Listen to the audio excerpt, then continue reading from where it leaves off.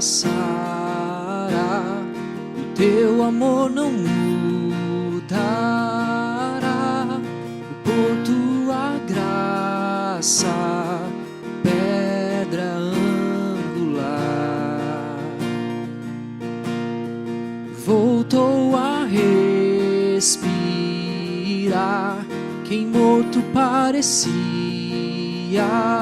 estar, a escuridão não prevalecerá. Por tudo que és, respondemos a ti com amor, e a ti cantamos, Jesus, te amamos, como te amamos, te adoramos de coração. Tua esperança das, o órfão achou um lar, e o que era perdido se encontra em ti, Jesus. Tu ergues o nosso olhar, nos fortalecerás, regenerados pela tua cruz. Por tudo que és, respondemos a ti com amor, e a ti cantamos, Jesus, te amamos, como te amamos, te adoramos de coração. Jesus, te amamos, como te amamos, te adoramos de coração, de coração, de coração, de coração.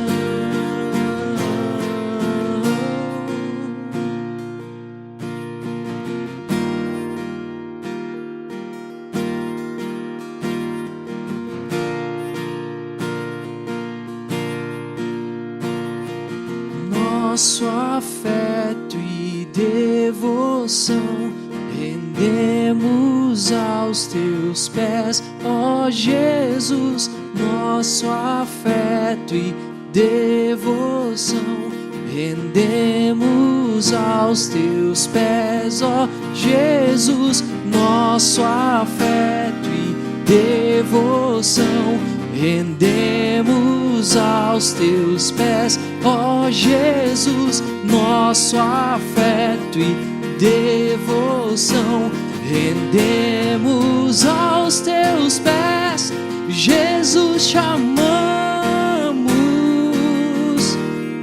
como te amamos, te adoramos de coração.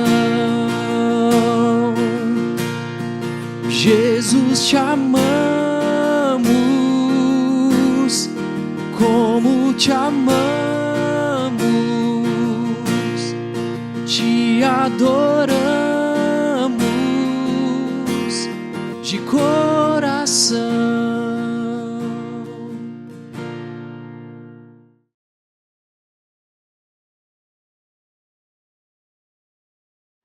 Estamos mais uma vez no CR Casa e que alegria poder compartilhar do Evangelho de Jesus com você. Se é a sua primeira vez aí, seja muito bem-vindo. Eu encorajo aí ao CR Casa a receber essas pessoas com muita alegria. E eu já quero falar um pouquinho sobre o que nós estamos conversando nesses dias aqui na CR. Nós começamos esse domingo que se passou uma nova série chamada Alicerces, Construindo Sua Casa sobre a Rocha. E esse primeiro momento ele já foi muito especial porque nós falamos sobre o fundamento da nossa casa. O objetivo dessa série é nós falarmos um pouco sobre o nosso lar, sobre as nossas famílias, aquilo que Deus tem construído no decorrer da história, na sua casa, na sua família.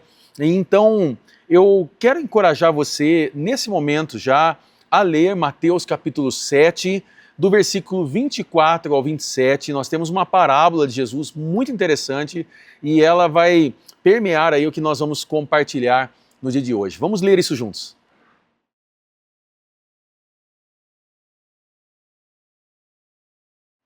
Bom, nesse domingo que se passou, eu apresentei uma foto de uma família, onde essa família está ali num jantar e tal. E nesse momento eu falo sobre que essa família, eles estão ali juntos, eles comeram, mas se nós prestarmos atenção, e você vai ver essa imagem aí na tela, você vai ver que o pai ele está com um celular na mão, a mãe ela está aparentando um cansaço, os filhos eles estão comendo rápido, como se quisessem já sair da mesa. E então, se nós pudéssemos dar um roteiro para essa imagem, parece que logo após os filhos já vão para o quarto e então a família agora continua dentro da casa juntos, mas não estão juntos, se é que você me entende. E o problema é que essa cena ela vai se repetindo no decorrer dos dias, no decorrer das semanas, e talvez você possa pensar dizendo o seguinte: olha, Mateus, isso não é a minha casa. E essa foi uma pergunta que nós propomos para responder juntos, que é: quando foi a última vez que você teve uma conversa de verdade dentro da sua casa? Qual foi a última vez que você teve uma conversa de verdade dentro da sua casa sobre o que realmente está acontecendo, sobre fé, sobre Deus, sobre algo que está acontecendo dentro de você e que você precisava compartilhar? Quando que foi que você teve essa conversa? Porque a gente fica tão ocupado construindo a vida que a gente esquece de perguntar sobre o que a vida está sendo construída. E então, esse texto agora que nós lemos, ele dá base para nós respondermos a pergunta principal dessa mensagem: sobre o que você está construindo a sua família. Esse texto aqui é um texto que nós estamos lendo o final do Sermão do Monte. Sermão do Monte é a maior pregação de Jesus, a pregação mais conhecida. Você encontra ela no Mateus capítulo 5, 6 e 7. Mas nós estamos no capítulo 7, no final já desse sermão.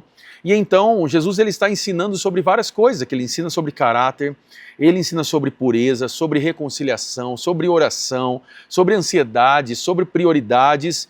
E então agora no final ele faz essa convocação. E nessa convocação é como se Jesus dissesse: vocês ouviram tudo isso, o que vocês vão fazer com o que vocês ouviram? E nós entendemos essa mensagem que só ouvir não é suficiente. E isso aqui fica muito mais forte, esse texto, porque antes dessa parábola, no versículo 21, Jesus ele diz o seguinte: nem todo aquele que me diz Senhor, Senhor, entrará no reino dos céus, mas apenas aquele que faz a vontade de meu Pai que está nos céus. Ou seja, Jesus está fazendo um confronto aqui para pessoas que conheciam ele, que sabiam da sua existência, do seu senhorio, mas que talvez não se renderam de verdade. E esse texto aqui, diretamente, ele está tratando sobre discípulo. Esse texto ele está falando diretamente sobre a vida do discípulo, da vida de quem ouve as palavras e responde a essas palavras, de quem constrói a vida dentro de uma obediência. Então, a casa aqui que Jesus está propondo representa essa vida construída agora dentro de um fundamento. E é justamente por isso que essa palavra também alcança o nosso lar. É justamente por isso que essa palavra alcança a nossa casa, porque família é um dos lugares mais claros onde a nossa vida interna aparece. Em casa, toda essa performance que nós temos, ela cai. Essa maquiagem espiritual, ela não dura muito. E é exatamente na nossa casa, no nosso lar, que o coração ele aparece do jeito que ele realmente é. Por isso, dentro dessa pergunta, sobre o que você está construindo na sua família, eu encontrei 3 pontos importantes para nós. Primeiro dele: todo lar está sendo construído sobre algo. O texto no versículo 24 e 26 diz o seguinte, um trecho do versículo 24 diz: é como um homem prudente que construiu a sua casa sobre a rocha. E no versículo 26 diz: é como um insensato que construiu a sua casa sobre a areia. Veja que Jesus coloca diante da gente 2 homens, 2 construtores, 2 projetos, 2 casas, E num primeiro momento essas casas parecem iguais, porque os dois ouviram, os dois construíram, os dois têm uma casa de pé, os dois enfrentaram a mesma tempestade. Então a gente vê que a diferença aqui não estava no esforço, nem na aparência, nem no tamanho da casa. A diferença está no que está embaixo, no alicerce, no que ninguém vê quando as coisas vão bem. É exatamente assim que acontece nas nossas casas. Toda a família por fora parece bem. A casa está organizada, as fotos das famílias ficam incríveis, existe presença na igreja, tudo parece que está alinhadinho no lugar. Mas dentro da casa, o casal já não conversa mais, faz muito tempo. Os filhos já aprenderam que a casa não é um lugar de conversas sérias. O perdão nunca chega por completo. A mágoa, ela vai crescendo.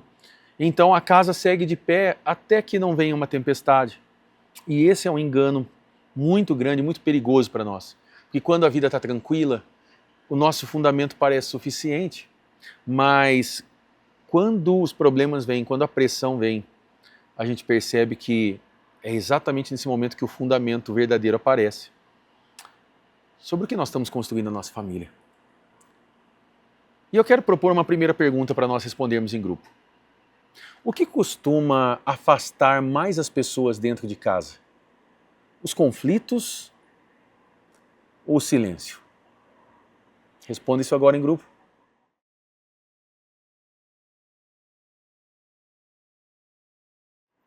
Independente de qual seja a situação que você viva hoje no seu lar, eu quero dizer algo para você. Jesus tem poder de transformar essa realidade. A sua casa pode ser transformada através do poder de Jesus. Eu quero encorajar você hoje a ser sincero no seu Ser Casa, abrir seu coração, como você já tem feito agora nessa primeira pergunta, mas ficar à vontade para pedir uma oração no final. Os nossos líderes estão aí para servir você, para poder ter um tempo com você e nós podemos juntos viver testemunhos, milagres que podem acontecer e vão acontecer sobre o seu lar. Chegamos então no segundo ponto, que o maior perigo não é ouvir pouco, é ouvir e não obedecer. Versículo 24 e 26, primeira parte dos versículos dizem: portanto, quem ouve essas minhas palavras e as pratica. 26 diz o seguinte: mas quem ouve essas minhas palavras e não as pratica. Percebe que os dois ouviram Jesus, e aqui, então, o problema do segundo homem não é a distância, não é que ele teve uma falta de acesso, que ele teve falta de informação. O problema aqui é desobediência. Ele ouviu a mesma palavra, ele escuta a mesma voz, recebe o mesmo convite, mas ele continua construindo do seu jeito. Jesus vai chamar isso de insensatez, insensato. E perceba a força disso, porque Jesus ele não está dizendo apenas que esse homem fez uma escolha infeliz. Jesus está dizendo que ele construiu a vida como um tolo. E por que isso, Mateus? Porque ouvir Jesus e continuar vivendo sem se render a ele é uma loucura espiritual. Esse é o grande peso dessa parábola. Porque o maior perigo da nossa casa não é só a tempestade chegar. O maior perigo é nós ouvirmos Jesus de domingo a domingo e ainda assim continuar construindo o nosso lar do nosso jeito. Isso tem a ver com a gente. Nossas famílias têm informação sobre Jesus, mas não vivem muitas vezes sobre o governo de Jesus. A gente sabe o que a palavra diz sobre perdão, sobre criação de filhos, sobre verdade, sobre amor, sobre graça, mas a gente vive irritados, a gente continua vivendo a nossa vida dentro de um celular, vivendo a pressa, o orgulho. Talvez Cristo tenha sido lembrado nos nossos lares, mas não está governando os nossos lares. E então chegamos no último ponto dessa mensagem. É que a tempestade não destrói a casa certa. Ela expõe a casa errada. Versículo 25 e 27 diz o seguinte: caiu a chuva, transbordaram os rios, sopraram os ventos e deram contra aquela casa. No versículo 25 diz que essa casa permaneceu de pé. No versículo 27 diz que essa casa caiu. Repara como que o começo desses versículos são idênticos. Jesus escreve agora as duas cenas iguais. A chuva caiu nas duas, os rios transbordaram nas duas, os ventos sopraram nas duas. A gente percebe que cristãos não estão imunes da tempestade. Você talvez pode ter uma família abençoada, mas Jesus não promete ir para casa firme na rocha que não ia ter tempestade. Tempestade vem para todo mundo. O que nós entendemos aqui é que a chuva ela não respeita o fato de uma família frequentar uma igreja. Mas a tempestade faz uma coisa, ela expõe, ela revela o que já estava ali, ela mostra o que sustentava essa casa de verdade. Por isso que a gente entende dentro desse texto algo muito importante. Tanto que o final do versículo, Jesus ele traz até uma orientação escatológica aqui. Ele diz, e foi grande a sua queda.